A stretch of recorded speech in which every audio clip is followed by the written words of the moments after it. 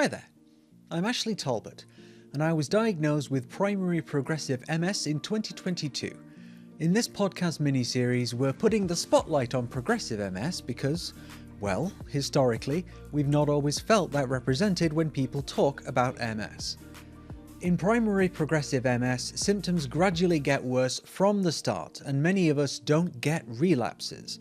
Until I took part in this podcast, I'd never even met another person living with primary progressive MS, and there's thousands of us. So join me as I delve further into my own and others' experience of life on the progressive side.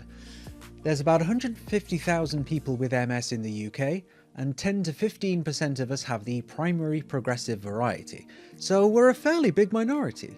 In our first episode, I'm very excited to finally meet someone else with my type of MS, Fiona. She was diagnosed when she was just 19, I was diagnosed at 37, and she lives in Edinburgh, which is where she's joining us from today. Hi Fiona! Hi Ashleigh.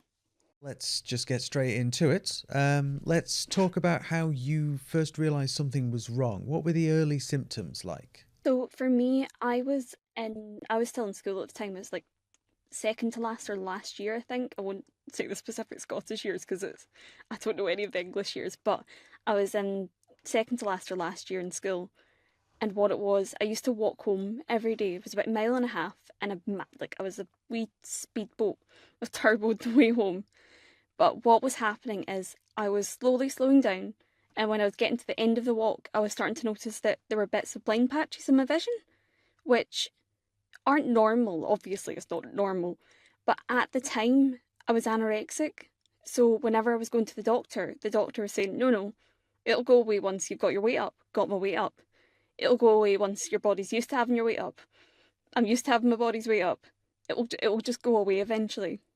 So eventually I went in and I went into the doctor. I'd written out a list and I said, I think I have MS. What do you think? And that's when the doctor really started to listen, because she just turned and she went, I think you have MS too. Let's get you to a neurologist. Yeah, so I had something similar in terms of the journey. Like there was a whole process of I was referred to infectious diseases, I was referred to somewhere to have an ultrasound and all these different departments before eventually we got to neurology, by which time the symptoms were severely impacting my life. It started off as a strange little tingle in my left leg. And so I went to the doctors and said, there's this thing happening, do you think I should be worried? And they said, okay, come back in a few weeks if it's still a problem. And a few weeks later, it very much was. And so that's when we started sort of going around the houses. And by the time I actually had the scan that confirmed, I had MS, or some of the symptoms of MS at least, I'd started a job and actually left that job because the symptoms were impacting my life so much. I really wasn't able to keep up with the demands of the job, and walking to work each morning and walking home was taking longer and longer each day because I was just trying to walk using a cane, and when I started that was enough. By the time I finished, it really wasn't, and I was exhausted after the walk every time, and I was discovering, as you say, the vision problems after having exerted myself. I think visual problems it's one of my favourite MS symptoms because it really fits into invisible disabilities, but it's the least visible disability. And I think it's ironic because you're losing your vision. Yeah, indeed. Although I wouldn't of all of the MS symptoms, I don't think I have a favourite. I think it's interesting because obviously with progressive MS, it changes different.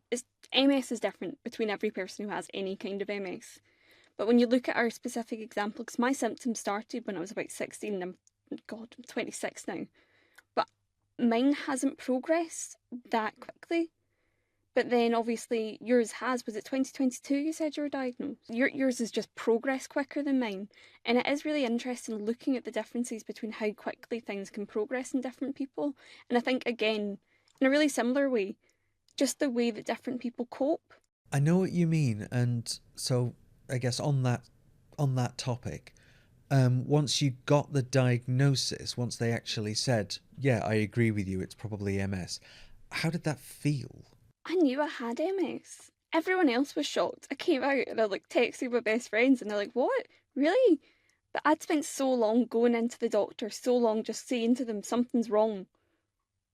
And so by the time I sat down and handed the doctor my note of symptoms saying I think it's MS, it wasn't a surprise to me. The primary progressive, I think, was a bit more of a surprise because mine's had progressed really slowly and I was so young. It's one of those things, the first thing they say to you if you're diagnosed at 16, you're so young to be diagnosed with MS, it's such a shame kind of idea. So while I knew it was MS, I wasn't expecting primary progressive MS.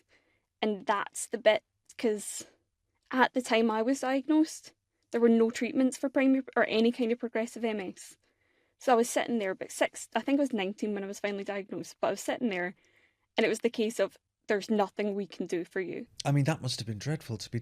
I mean, I don't want to say, "Oh God, you're so young," but you are, frankly. So I was 37 when I was diagnosed. I was, I guess, around about 35 when the symptoms started kicking in. But to get that diagnosis, to be told, "Look, the scan has found something and it looks like MS," was not exactly a shock. But I'd said, like, just a few days before, I'd said to friends of mine, "Oh, I really hope it's not some problem with my brain or my nerves, like, like a brain tumor or MS or something." And so just because I'd said that out loud a few days before, I was like, oh, of all the things. You've cursed it, you've caused it. Yeah, right? You've spoken it into existence. But to actually get the diagnosis, though, was kind of almost a relief. Like, oh, it's not psychosomatic. I'm not just making it up. It's. I think part of it because you spend so long with doctors kind of going, no, it will go away, you'll be fine. That by the time it's told, no, you actually do have something wrong with you, you're right. You're kind of like, yeah, I do. I knew I had something wrong with me. Kind of idea. I think there's a relief in the idea that a doctor's turned around and went, yeah, you were right. Yeah, it's good to be validated in that way, isn't it? So when I first looked at the symptoms of MS after I'd been told about them, the one that made sense to me was primary progressive, because it had started and it had, progressed. Spoiler alert. So to see, listed out the symptoms, and it was on the MS Society's website that said, here are the different types of MS. And the only one that made sense was primary progressive. So that was the one I made the assumption that it was right from the start, which wasn't great, because as a kind of MS to have, primary progressive is just the worst. Like, it's got zero chill. You just kind of want a day off. That's exactly how I'd put it. It's a good way to put it. You just want a day off sometimes, don't you? I turn to my husband all the time and I'm just like, do you want to swap bodies just for the day? Just for the day. And he's like, no, I'm okay. But like, it's that idea where if he woke up in my body, if your partner woke up in your body, just immediately, they wouldn't cope. They wouldn't cope, and they'd watch us coping every day. But if they woke up in our body one day, I'd be like, what? I don't know what to do here. I don't know. If I was to swap bodies with somebody, I'd just immediately run away. Like, nope, you're not having this back. I think that's one of the big things. Again, one of the things I noticed when I was like kind of first getting symptoms is that I stopped being able to run. And I won't lie to you, I was never a runner anyway, so it wasn't a loss to me at that time. But I kind of slowly noticed, and my best friend described it one year, it was just after I'd been diagnosed, I think. She was like, when you run, you look like Forrest Gump running with half the leg brace. And that's how she described me running. And it was like, yeah, okay. The physical impact of the symptoms for me has been significant. Like, so I was a musician. Like, I play the bass guitar and I have done for 20 odd years. But I can't, when you do a gig, you stand up, and usually when you do a gig in somewhere small, it's in a small pokey back room that is up or down some stairs. And I can't really do that anymore. So this is maybe an interesting. Are you an ambulant wheelchair user at all, or is it fully wheelchair? No, I can manage a few steps. I've got my crutch with me today, so I could transfer from the chair to here. And I obviously need to go to the toilet and everything, so I can move around a little bit, and I do that every day. And actually going to be talking a little bit more about the kind of physicality and staying active in the second episode of this podcast series. So stay tuned for that. But so I can move around a bit, but yeah, no running for me, Forrest Gump or otherwise. I think that's one of the things, especially because I was diagnosed so young.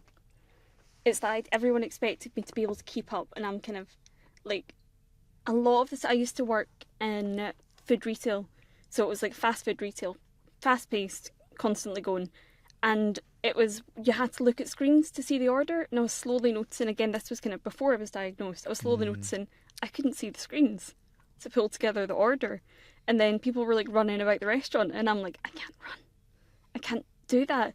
Then after I was diagnosed, it was very much a case, because a lot of my symptoms come from my vision. Like, I'm technically blind in my right eye, and I've lost a good chunk of the central vision in my left eye, which isn't a common MS symptom, not so in progressive MS as far as I understand. I don't know other people who have MS the same way I do with their eyes.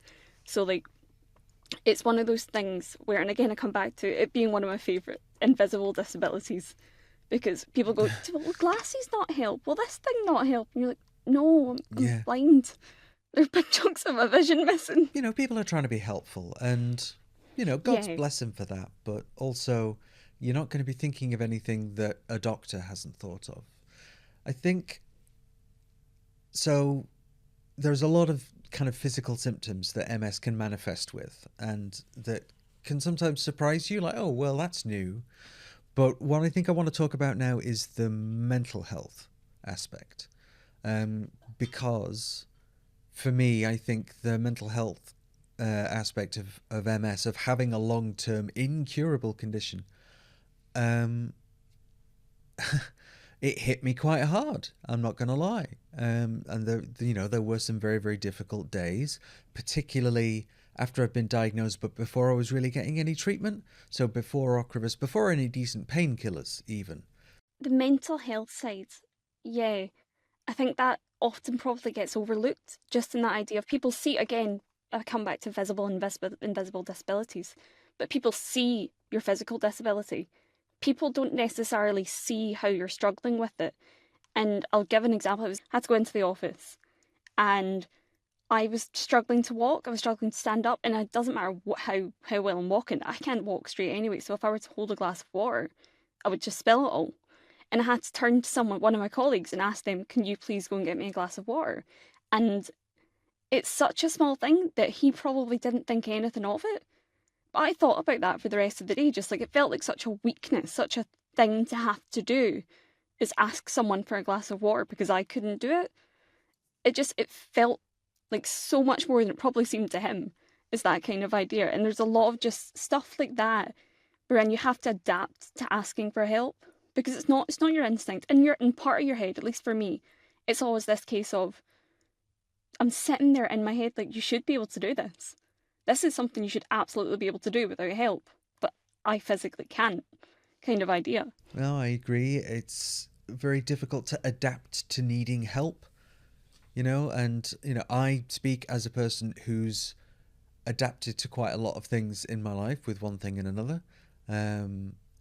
But like, you don't get used to, because I think because society is so focused on you need to be independent, you need to stand up for yourself, you need to be able to get through life on your own, and all this kind of lone hero stuff, you know, from the messages we receive in stories to films, you know.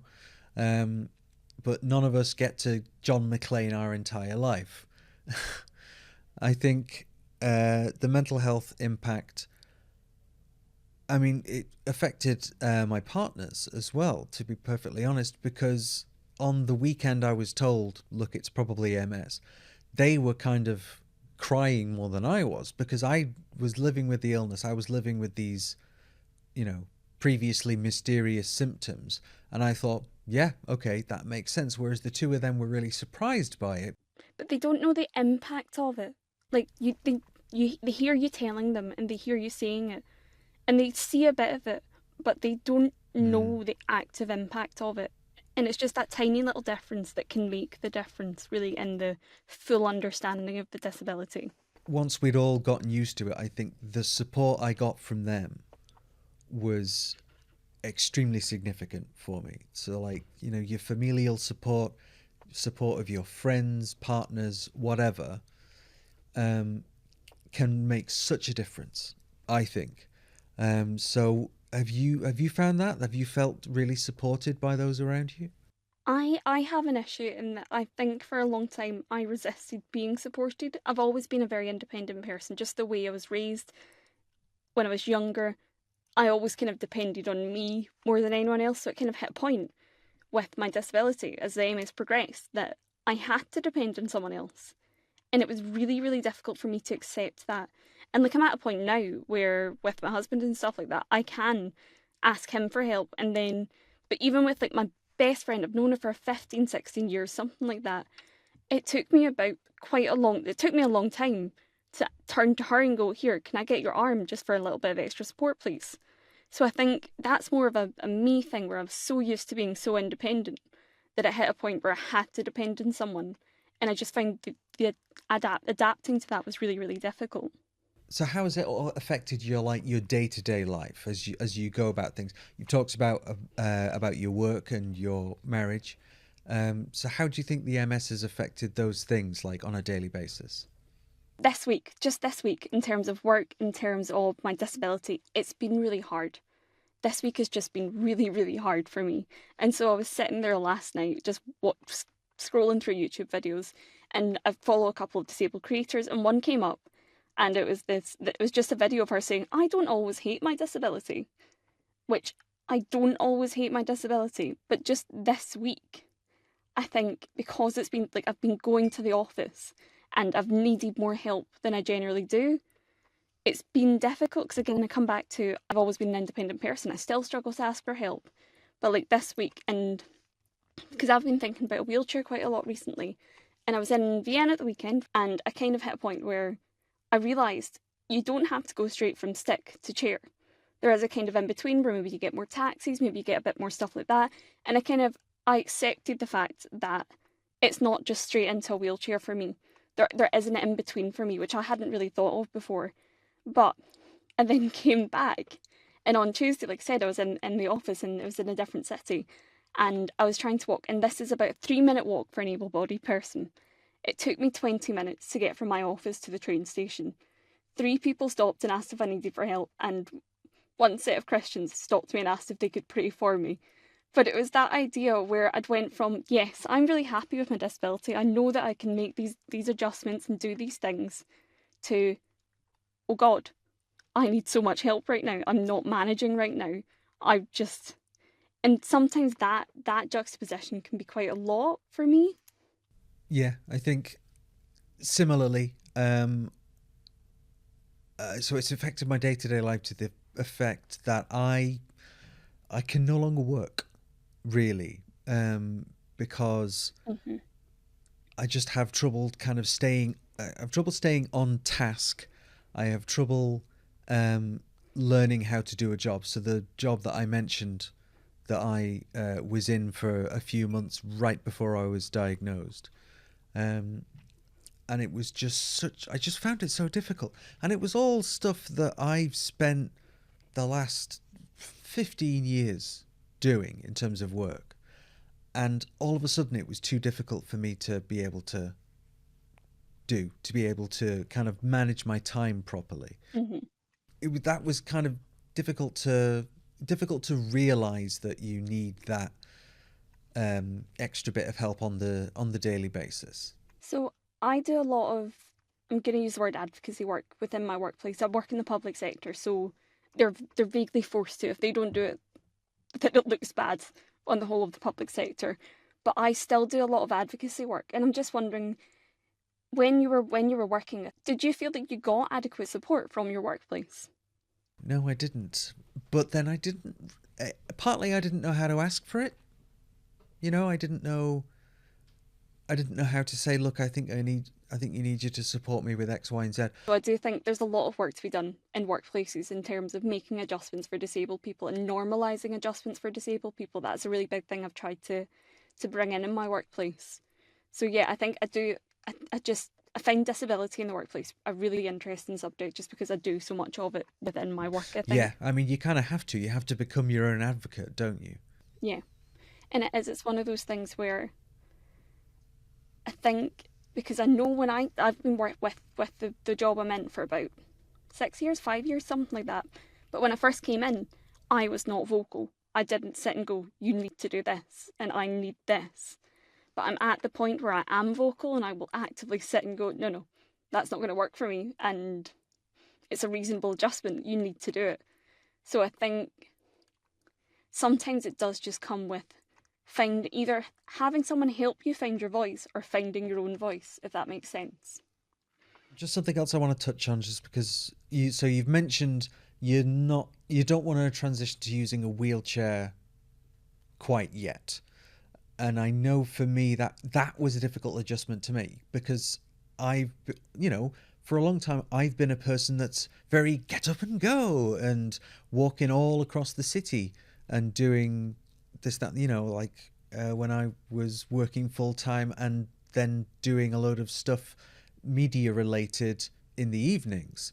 And it was just this constant, yeah, do this, do this, do this. Always had the energy, and that kind of disappears a bit with MS. So I had to, change from walking all over the city, definitely getting my steps in, and then using a wheelchair. And that was a difficult adjustment, not just to learn how it works and how to not get your fingers caught in the spokes and whatever, but also to like mentally adapt to, unfortunately, I need to use one of these. Yeah. I think that's one of the biggest things for me, wherein in my head I can still walk. Aided, yes, but I can still walk. And so I'm kind of like, do you need it? Do you really, really need it? But then I kind of come back to that example of the other day where it took me 20 minutes to make one able-bodied person. Granted, I wouldn't be able to do it that quickly, never mind if I hadn't had any issues. But like, I stopped being able to feel my foot, and it took me about 20 minutes to get to the station, and it shouldn't have. And that's the kind of scenario where I'm like, you probably could have benefited from having a wheelchair, having some kind of assistance with yourself for that. But so yeah, it's that in between. I'm in that weird in between stage where it doesn't feel like there's an answer for me. But I guess part of it is me realizing it's not one or the other. That's why ambulant wheelchair users exist. Like, it is a whole genre of wheelchair user. But I think a lot of it's just that accepting of your own, I don't want to use the word weakness, so your own disability, essentially. Just the idea of you can't necessarily do it that way anymore, which I imagine had a massive impact on you, especially if you were doing as much as you used to do.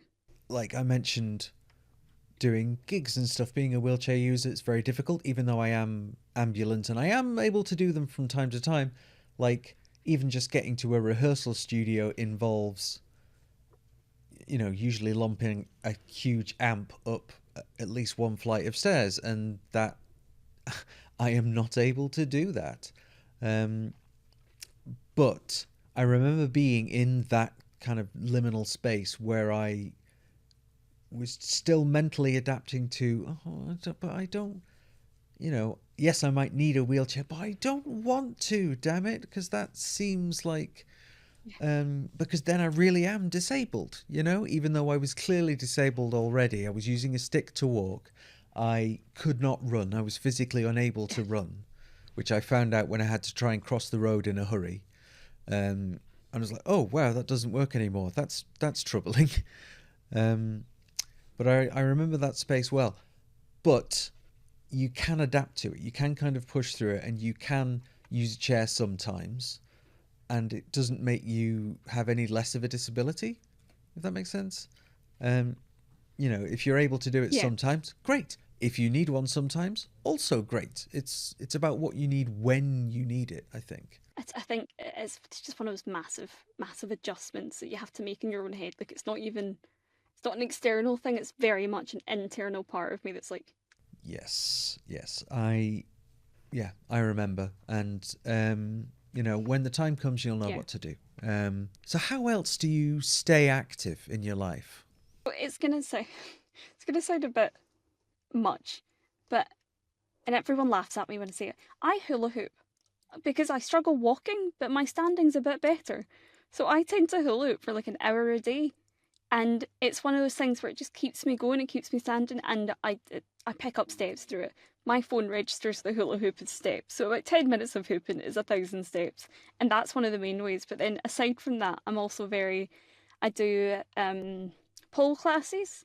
So you know what pole is? It's just pole dancing classes, and then within that there's pole conditioning and back and shoulder flexibility, which I've really like. It's one of those things where I only started it July. It was for my hen do, my best friend got like a singular class, and I was like, yes, I'm going to keep on doing this. So I do pole classes every week.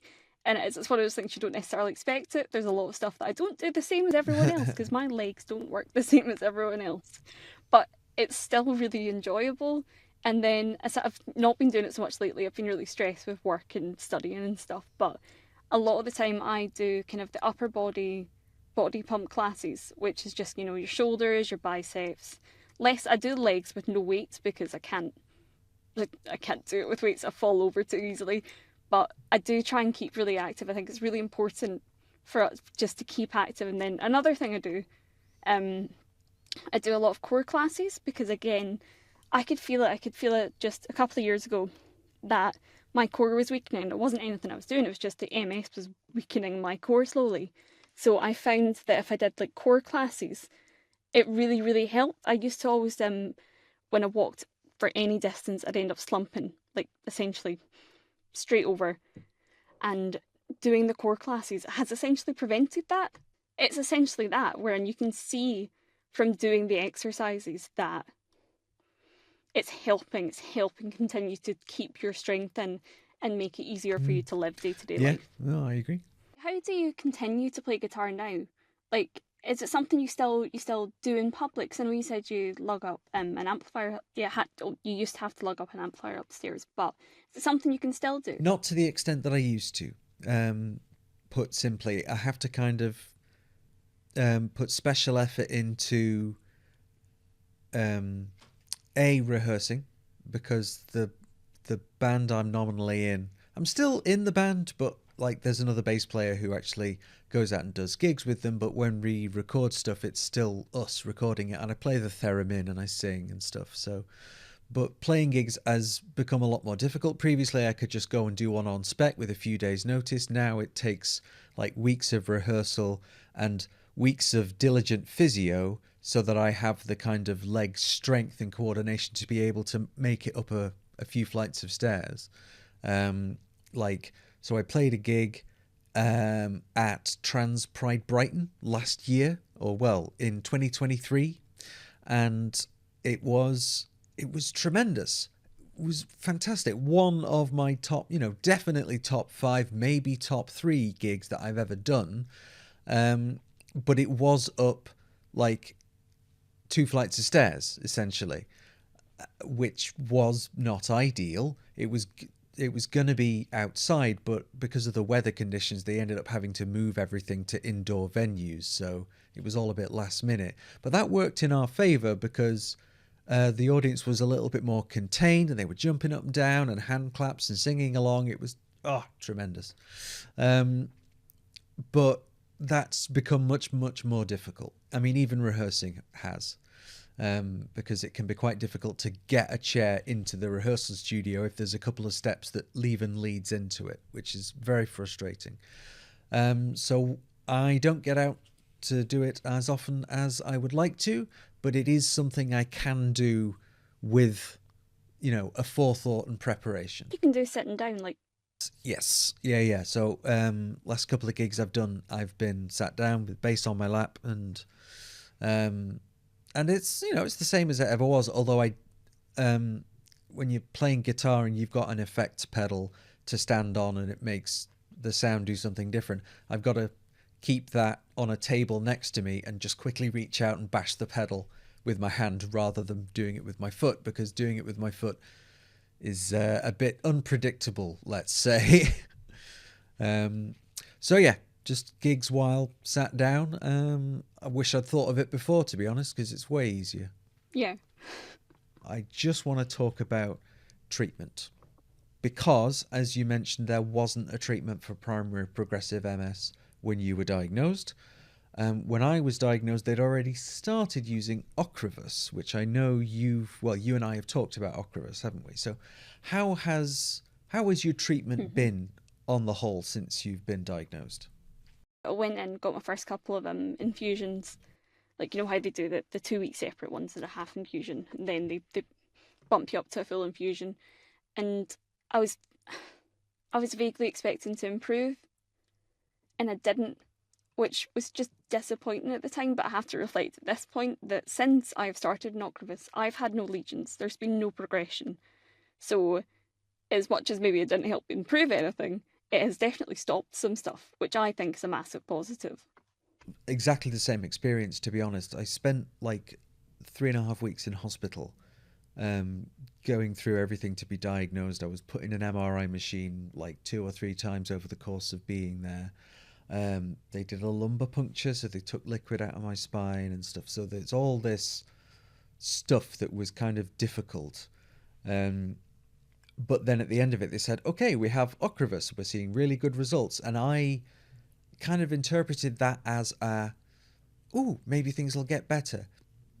And unfortunately, no, that's not really what it does. What it does, it very much does slow things down, considerably.